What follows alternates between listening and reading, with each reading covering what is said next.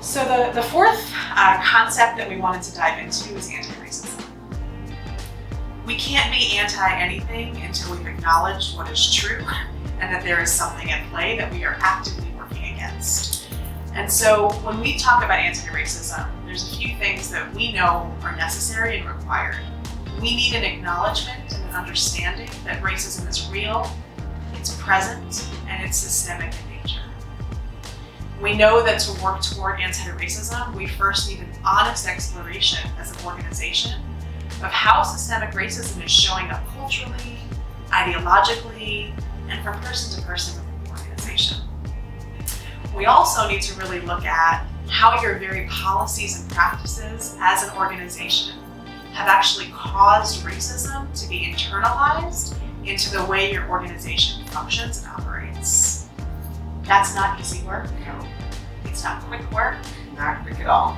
And it takes space to actually make meaning of what it is your organization is doing that has caused racism to be upheld. One of the things that we often talk about and know is essential to doing any work that's moving toward anti-racism is really addressing in an honest, open way anti-Blackness. Anti-Blackness shows up in every way all the time. And it's so deeply baked into the way that we have all been conditioned in a system of oppression that as human beings and as organizations, if we're not confronting anti-Blackness all the time with an open heart and an open mind, there's no chance of ever becoming anti-racist or actually achieving anti-racism. And I actually think, Mary, that anti-Blackness is confusing for people. And that is one that people really have to dig into. The ways in which Blackness and the ways that Blackness lives, like we've raised people as Black, how that has been not only created as negative, but completely dehumanized from our very, beginnings. And so it lives so deeply in us. If we're not willing to look at that, we're not really looking at anti-racism. Absolutely. The other language we're hearing related to that is that organizations now want to dismantle white supremacy. We all want to dismantle white supremacy. And just like with anti-Blackness and with racism, you can't dismantle anything until you've really grappled with what it is, you've really come to terms with how it shows up, and you're ready to really acknowledge how it's manifesting in you, within your organization, and understanding the larger context of white supremacy that we've all been conditioned and continue to navigate right now in the United States. And so if, as an organization, you want to dismantle white supremacy, and you haven't really thought about the very reason why your organization exists in the world. This is true especially for mission-driven organizations and nonprofit organizations. If you haven't really stopped to think about, or take this opportunity to stop and think about, why does your organization exist? Why was it created? How was it created?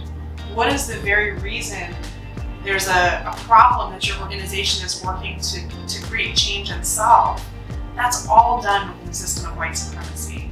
And so if we're not looking at it at all of those levels, if we're not really truly confronting the truth of white supremacy in all of us, it obviously lives in me, in my white body.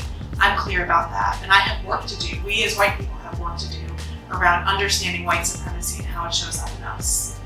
And I, as a person of color, as a Black person, also have work to do because I was not removed from the system.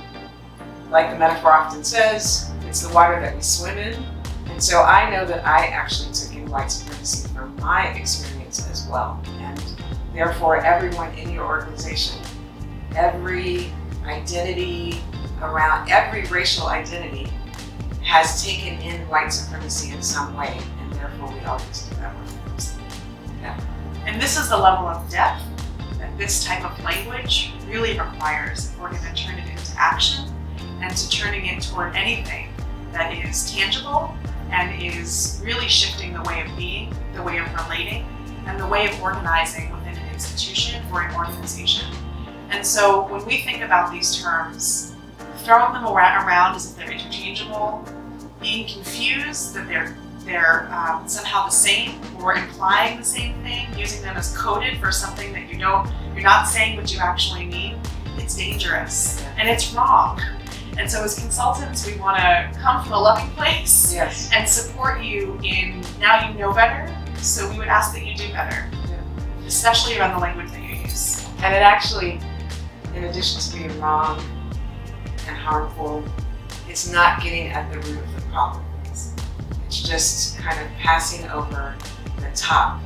And so we'll be right back in the place that we are right now if we don't actually deal with it at a deeper level. And now's the time for us to do that. And so if you have felt challenged at all by us talking about these terms, the way that we've talked about the terms, that's a really great place to start. If resistance has come up, if you've noticed a want to stop listening or turn off the video, that gives you some information. And it's just information. We have no judgment about it at all. It's just information to help you understand where you might get to do some work. And it's a get to, not a have to.